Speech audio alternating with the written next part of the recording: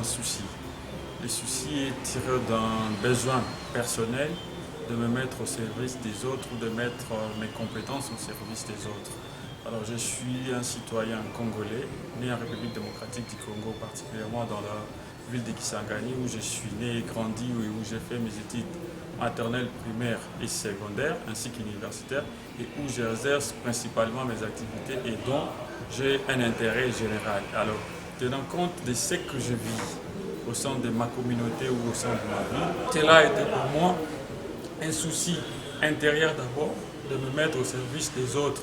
Parce que pour moi, le leadership, ou un leader, c'est quelqu'un qui met ses compétences au service de l'intérêt général. Alors c'est un besoin personnel et d'un amour intérieur, tiré surtout de part de l'esprit de notre hymne national qui est le Debout Congolais. Dire que la gestion des députés du mandataire passé a son point positif et aussi un point négatif. Pourquoi nous disons cela? Il est certes vrai qu'on a eu des députés au niveau provincial, tout comme au niveau national. Ils ont eu à faire ce qu'ils ont pu faire. Il y a d'autres qui ont bien travaillé, dont nous ne pouvons pas citer les noms parce que nous ne faisons pas nous ne faisons pas la publicité des autres. Mais il y a aussi ceux qui n'ont pas travaillé. Mais l'essentiel reste pour nous ici les objectifs à atteindre en termes d'impact social et à caractère d'intérêt général. Aujourd'hui, dans la ville de Kisangani, nous sommes réellement dans une situation trop précaire. Précaire dans quel sens? Nous avons des problèmes d'électricité, nous avons des problèmes de routes nationales comme des routes provinciales, ainsi que des dessertes agricoles au niveau local.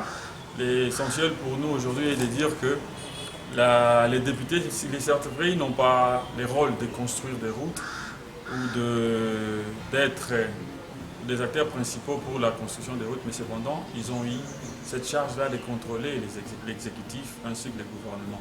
Alors aujourd'hui, au stade où nous sommes, il est certes vrai que le bilan est négatif, mais ce bilan négatif est à évaluer en termes individuels. Il y a ceux qui ont presté et ont pu donner le meilleur d'eux-mêmes, mais cependant, nous, la population, nous ne sommes pas aujourd'hui à la hauteur de dire que nos besoins en ce qui concerne la mandature passée a été assouvi. Donc nous sommes restés dans notre soif et nous sommes vraiment inquiets de voir à quel point, au lieu d'aller de l'avant, nous sommes en train de régresser parce que jusqu'à aujourd'hui, les problèmes de l'électricité par exemple, il y a plus des années, je crois que c'est depuis l'époque où on avait le gouverneur Aouchaï, et après lui, ça en est suivi les autres, mais jusqu'à aujourd'hui, nous connaissons les mêmes problèmes. Alors nous essayons de voir les gouvernements faire des efforts pour mettre à niveau les matériels qui sont déjà vétustes, mais cependant aujourd'hui, les combles seraient de voir comment mettre en place des mécanismes nécessaires pour assurer une durée à long terme, ou voir demain comment on peut résoudre ces problèmes une fois pour toutes que de revenir chaque fois. Les questions des routes, aujourd'hui par exemple, la ville de Kisangani a des chantiers ça et là, mais il y a d'autres chantiers d'abord qui ont existé depuis lors, et ces routes-là jusqu'à aujourd'hui, elles sont restées comme ça. Il n'y a que des caniveaux, mais pour l'asphaltage, le gouvernement qui vient et qui est en train de sortir, on ne sait pas à quel niveau cela avait bloqué, mais nos députés quand même, du point de vue national, au niveau national comme au niveau provincial, ils avaient quand même cette charge-là, de voir comment ils peuvent essayer de booster et rappeler au moins l'exécutif qui est en train de vouloir partir, de voir comment ils peuvent nous aider. Aujourd'hui, la route RN4 pose un sérieux problème. La ville de Kisangani connaît un sérieux problème de carburant, non seulement le carburant, mais même des denrées alimentaires. Et c'est un sérieux problème et nous, la population de la ville de Kisangani, nous sommes en train de souffrir. Aujourd'hui, je crois qu'il est plus que temps pour nous, de la Chopo, ou de la province de la Chopo et de la ville de Kisangani particulièrement, de nous prendre en charge.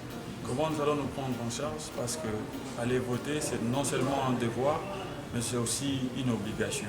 Et ce vote que nous sommes appelés à faire doit être un vote objectif. Objectif dans quel sens? Ce n'est pas pour un polo ou pour un 5 000 francs ou un 10 000 francs. On peut voir comment hypothéquer tout un avenir, donc voir un autre 5 ans.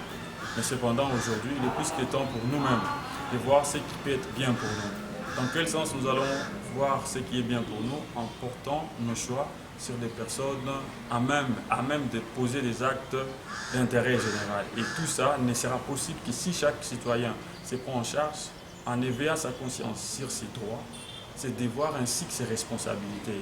Et aussi, aujourd'hui, je pense que la population congolaise doit faire un effort d'avoir un choix sur les députés qui seront en contact permanent avec elle. Dans quel sens?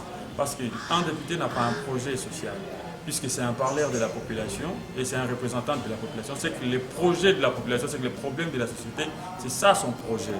Donc, voir comment, dans un mécanisme de contrat social, la population peut se mettre dans ces liens-là, des réciprocités, c'est-à-dire où ils vont voter avec objectivité afin qu'ils obligent à ces derniers, une fois là-bas, d'exercer et de revenir vers eux, de leur donner toujours rapport par rapport à ce qu'ils sont en train de faire et à voir à quel niveau ils sont bloqués et demander dans quelle mesure aussi la population qu'elle représente soit même de lui apporter un plus. Mais aussi, la population que nous sommes, nous devons savoir qu'en donnant notre pouvoir à ces députés qui vont nous représenter demain, on ne donne pas tous les pouvoirs, nous leur donnons une partie de notre pouvoir parce que c'est nous d'abord, population, qui sommes les souverains premiers.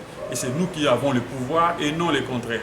Donc, la Constitution de la RDC a donné tous les moyens nécessaires qui voudraient que même si vous avez donné pouvoir à un député, vous n'avez pas à attendre 5 ans pour sanctionner cette personne-là.